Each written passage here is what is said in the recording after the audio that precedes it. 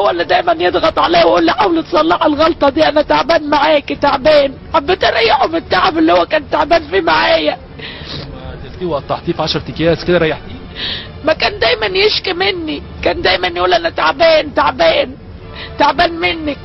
يا سماح، يوم بقى ما حصلت الذبيحه والتقطيع والتكييس والرمي في الزباله، ايه اللي حصل في اليوم ده؟ لا انا ما رضيتش ارميه في الزباله. لا والله فيك الخير، اما رميتيه فين؟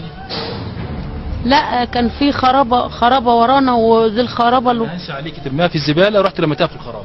لا الخرابه دي عباره عن طوب زي التربه يعني. زي التربه، ما الانسان كده هيتحلل وهيبقى تراب. لا انا ما رضيتش ارميه في ولا اقطعه ولا احطه في اكياس. لا بقى شوف القلب الكبير بقى، شوف ابتدت الحنيه تبان. لا انا استحرمت، مش حكايه قلب كبير ولا حنيه، انا استحرمت. لا ليه هو يعني مش هو للدرجه دي ان انا ارمي في الكده. لا. في شهر 7 2012 دخلت واحدة اسمها سماح لمركز الشرطة تبلغ عن اختفاء جوزها اللي اسمه عادل إبراهيم. وأول ما شافت الضابط قالت له أنا جاية أبلغ عن جوزي اللي مختفي من أسبوعين، لا حس ولا خبر ومعرفش عنه حاجة. الضابط سألها وقال لها بتشكي في شبهة جنائية أو بتشكي في أي حد؟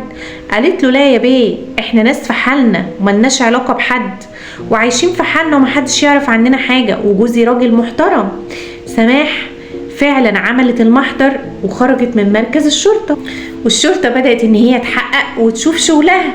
وبعدها ب5 ايام الشرطة بتتفاجئ ان اخو عادل جوز سماح راح لمركز الشرطة وقال له يا بيه انا بقى اخو عادل المختفي، وانا جاي بقول ان سماح مراته لها يد في اختفاء اخويا، وان هي ممكن تكون عملت فيه حاجة مش كويسة. هنا الشرطة استدعت سماح على الفور وحققت معاها بشكل قاسي، لكن الغريب ان سماح كانت في حالة ثبات انفعالي، وكلامها وشكلها بيدل ان هي فعلا ما تعرفش حاجة عن اختفاء جوزها. فورا الشرطة طلعت امر بتفتيش الشقة، وراحوا فتشوا الشقة واتفاجئوا بحاجة الشرطة ذات نفسها اتصدمت. حد هيقول لي استني عندك هنا، انت لا عرفتينا ولا مين سماح ولا مين عادل ولا مين جوزها ولا عايشين فين ولا ايه النظام. اقول لك اهدى بس كده يا برنس، تعالى اما افهمك التيت والشريط وبعد كده اقول لكم الشرطة شافت ايه في الشقة. سنة 2012 في قرية شاهين كان متجوز هناك سماح وجوزها اللي اسمه عادل.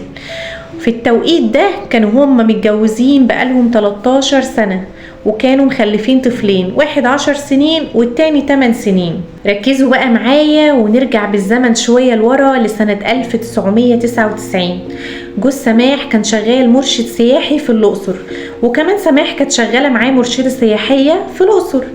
واثناء الشغل الاتنين اتعرفوا على بعض واعجبوا ببعض، وقرر عادل ان هو يتقدم لسماح ويخطبها، وراح فعلا وخطبها، وسريع كده اتجوزوا، وفضلوا متجوزين لمدة 3 سنين وهم مكملين في شغلهم في الإرشاد السياحي. وفي الفترة دي كانت حياتهم كويسة جدا لحد ما سماح خلفت ابنها الأول.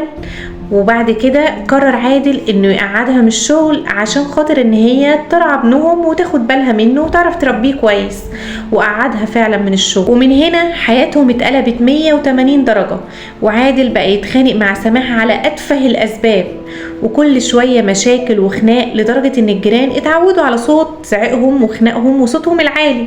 كل شوية عادل يضرب سماح وكلام من ده.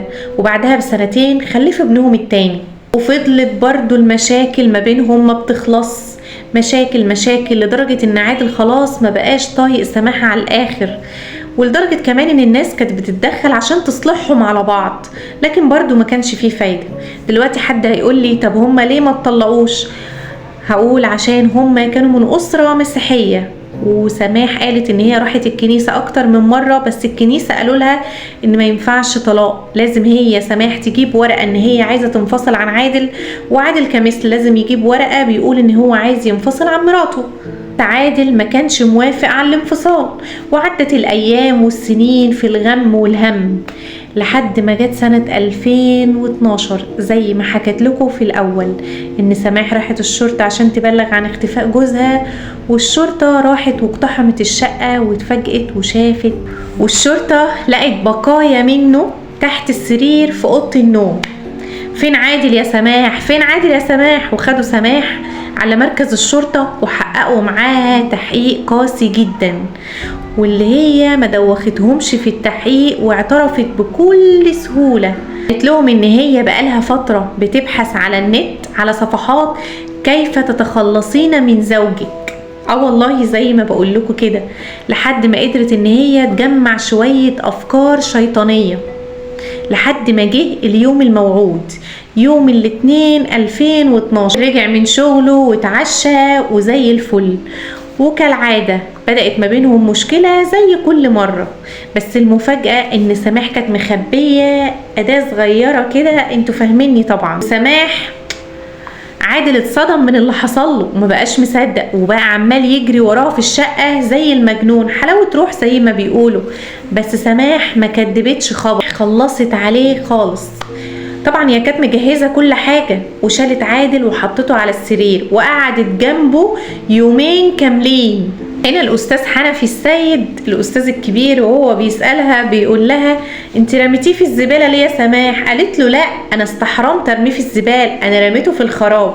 وبسبب الجملة دي فيديو سماح والأستاذ الإعلامي الكبير حنفي السيد طلع ترند، ومن وقت للتاني الناس بقت كل شوية تعمل عليه كومنت، والناس سموها سماح ام قلب كبير. والأستاذ حنفي السيد لما سألها ما رضيتش ان هي تجاوب على اي حاجة تاني، واللقاء خلص ما بينهم على كده.